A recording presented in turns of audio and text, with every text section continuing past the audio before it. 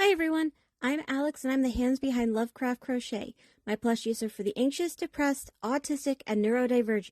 Small enough to travel in a purse, backpack, diaper bag, or even your pocket.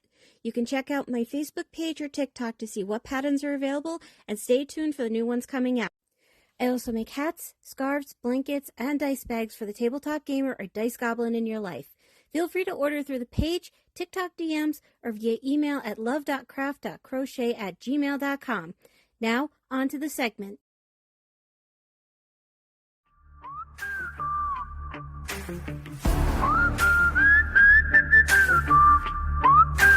Killing 15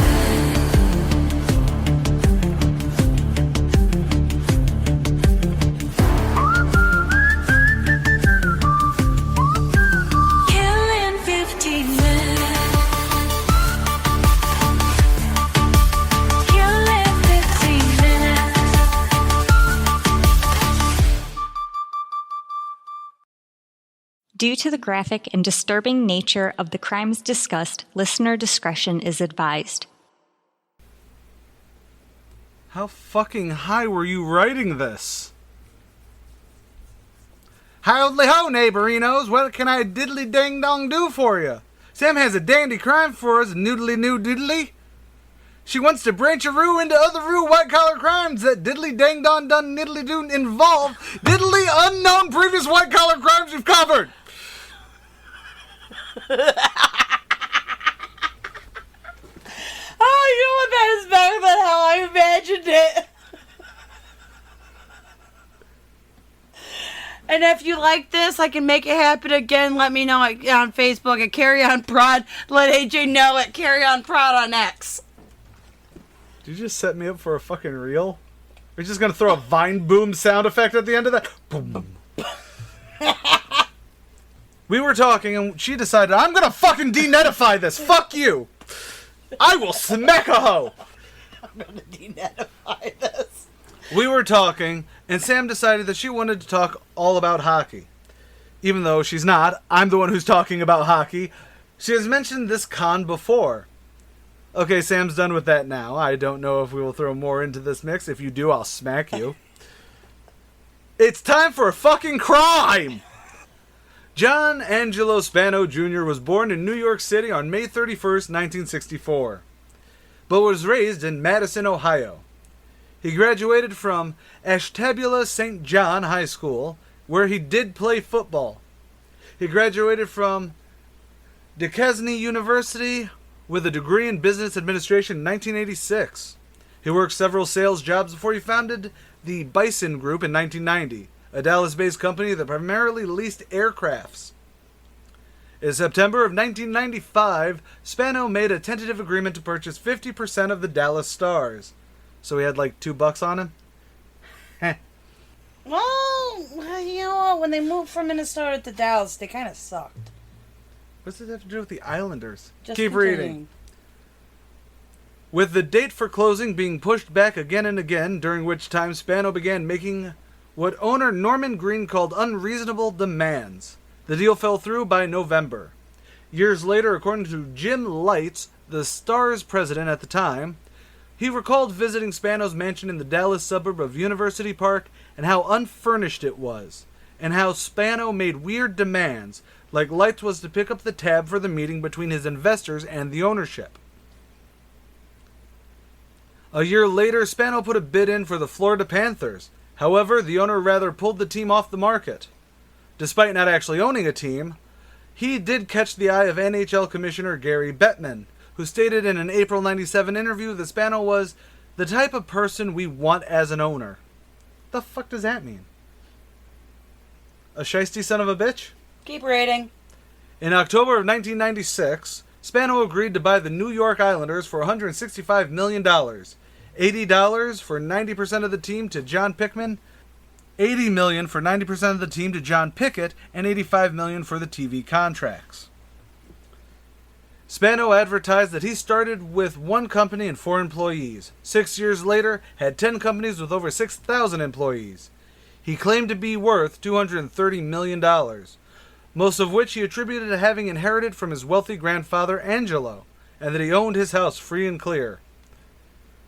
He didn't, in fact, own his house, free and clear, did he? He rented it, and that's why it was unfurnished. Continue reading. Pickett and Bettman were initially confident about Spano, deeming him the saving grace of the once proud Islanders. That is the biggest lie I've heard so far. The once proud Islanders. They won they had won 4 Stanley Cups back in the 70s. You mean when everyone was on the weed? Everyone was on the drugs? They were on coke in the 70s. Exactly. There was an unfair advantage. I don't know, and it was the 80s that it was coke. Could work both ways. Fair enough. Spano's promise to keep the Islanders on Long Island in New York. Oh, is that why they're called the Islanders? They're on Long Island? They're on Long Island. I've never realized. I'm stupid. Glad that you have finally realized that, brother. Spano promised to keep the Islanders on Long Island in New York and getting the Nassau Coliseum either restored or a whole new one constructed. He paid for the team with the loan from Fleet Bank. The agreement for the cable contracts was 5 easy payments over 5 years. The league's other owners approved the sale on February 1997. The first installment of $16.5 million for the contracts was due on April 7th. Nothing had been received. Spano promised Pickett that he would have it wired to him, showing proof from Lloyd's Bank in London that he had the money. Pickett then closed the deal. When the NHL's Board of Governors met in June 97, Spano was not present. Instead, the Islanders were represented by 2 men from the Pickett regime. Investigation shows that Spanos only paid $26,200 for the cable rights. At the request of Pickett, Bettman ordered Spano to remove himself from day-to-day control of the Islanders and not use any team assets till the dispute could be settled.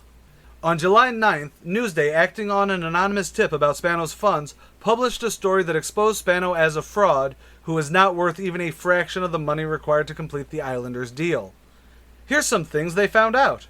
He had grossly misrepresented his net worth. He was only about $5 million, which is still respectable. Yep. His Bison Group had 22 employees and assets of about $3 million. His inherited wealth did not exist. He lied a lot on his resume. He did not graduate from a prep school in Ohio. He went to a Catholic school. Under the terms of mediation brokered by Bettman, Spano relinquished control of the Islanders back to Pickett on July 11th. In return, Pickett agreed not to sue Spano for breach of contract. Spano later told Sports Illustrated that a significant capital call and a payment on a note blew apart his plans to pay Pickett. However, he claimed that once Pickett asked Bettman to intervene and the story broke in the press, it was impossible for him to resolve the dispute. Sidebar, he also owed $85,000 in back property taxes. There were, however, questions before the deal actually started to unravel. The other owners were wary of Spano before the Islanders' deal. Some wanted to know if he was using his own money. Promises had been made. Lies were definitely told. And people were not told what was even going on. Not long after Spano's cover was blown, it emerged that Spano was also being sued by South African cookware maker Lenco Holdings. Spano had reached a deal with Lenco to sell its pots and pans to American buyers at Nordstrom's. Except, you see, Nordstrom's does not sell cookware. It might now. Oh, it still doesn't? Nope. Okay. Because it's a department store that's like mostly clothing, isn't it? Yeah. Like coats. Oh, the department code on the shipment was for women's coats. Hey. Spanos borrowed $1 million against the venture.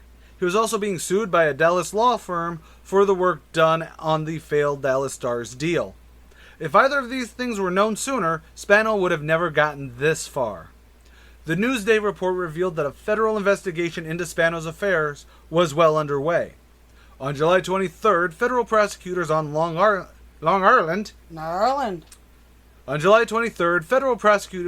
Island charged Spano with multiple counts of bank fraud, wire fraud, and forgery. On August 14th, federal prosecutors in Fort Worth indicted Spano with additional unrelated charges of bank fraud and wire fraud for bilking 2 lenders out of $5.1 million. And the last one was in Boston, home of Fleet Bank, who began investigating the loan that he signed for. Boy, howdy, I would.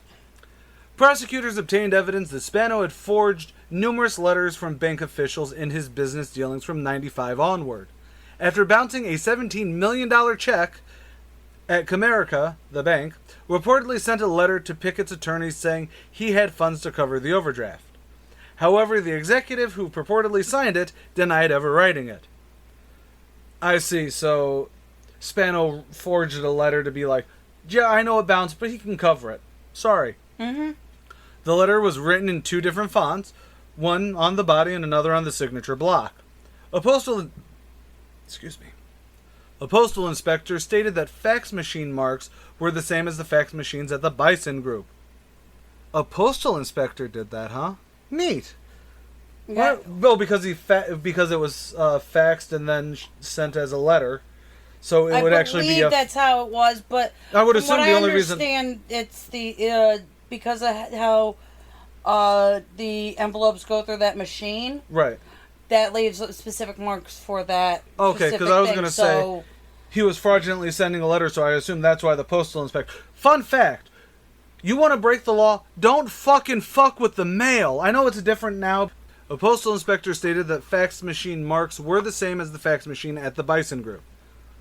A letter from Donaldson, Lufkin, and Genrethalatl. Genrethatat. And others. A letter from Donaldson, Lufkin, et al.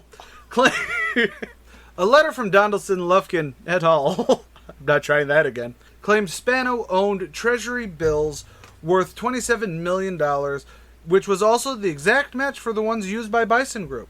It became known that Spano conned multiple banks, which many had forgone the traditional safeguards. You're right, because a lot of banks will be like, hey, you're worth this much money. Clearly, you're good for it. Spanos fled the Cayman Islands before agreeing to come back to the United States. On October 8th, Spano pled guilty to the charges by Long Island and Texas. He admitted to forging documents and planned to defraud the New York Islanders and Pickett. Well, yes, I think we figured he planned. Oh, that was him admitting that he planned. I'm sorry. I'm sorry. It was just he admitted to forging the documents and he planned to defraud. It's like, well, yes, he did. He also admitting for his plan to defraud the New York Islanders and Pickett. A few weeks later in Boston, Spano took a plea deal for the bank fraud charges. However, with delays, had him pull his plea and demand a trial. However, his lawyer had gotten paid and Spano was forced to accept the original plea. He pled guilty to bank fraud on January 13th, 1998. In 1999, his wife divorced him and sold their house. So, Spano moved to a Philadelphia condo where he tried to pay the rent with an expired credit card, $10,000 in bad checks, and wire transfers. This led to his arrest in February, and he had lost his bail. On January 28th of 2000, Spano was sentenced to 71 months. That's almost 6 years. Why'd you say 71 months? Because that's what he was sentenced to. You could have just said 6 years. No. In federal prison and to pay restitution of $11.9 million to his victims, the Islanders, 2 Dallas businesses, and hockey star Mario Lemieux?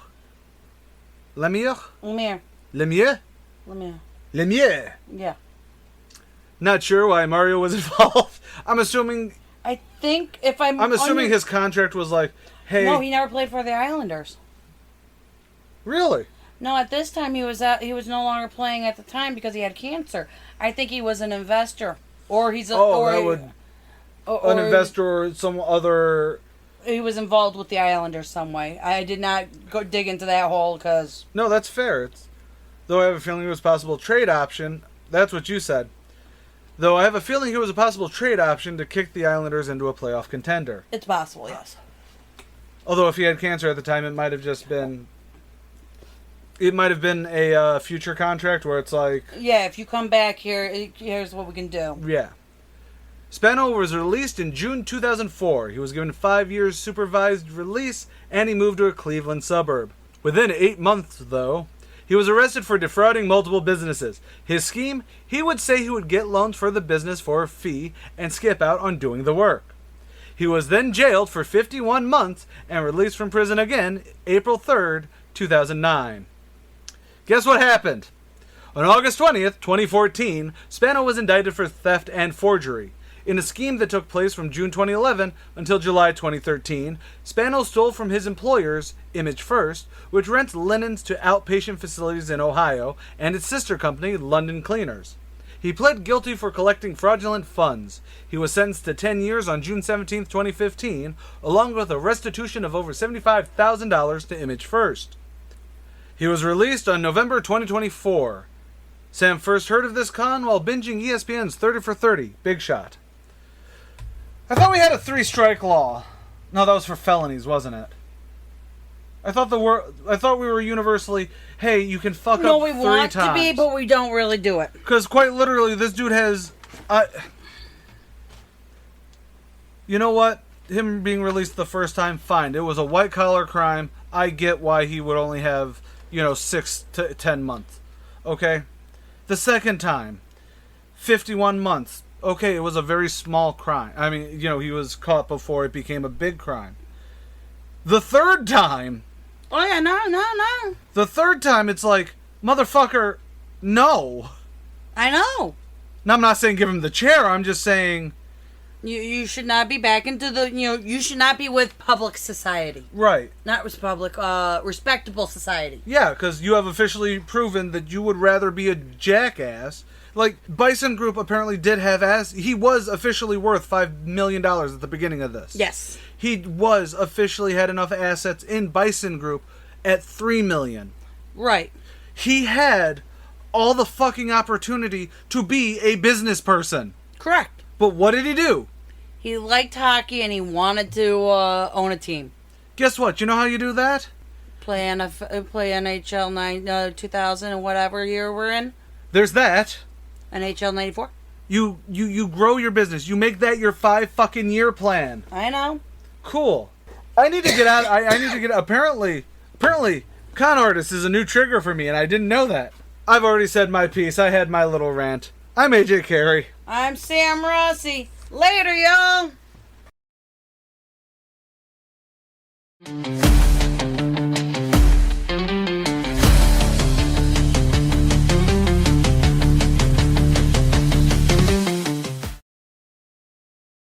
Keep on carrying on. C-A-R-E-Y.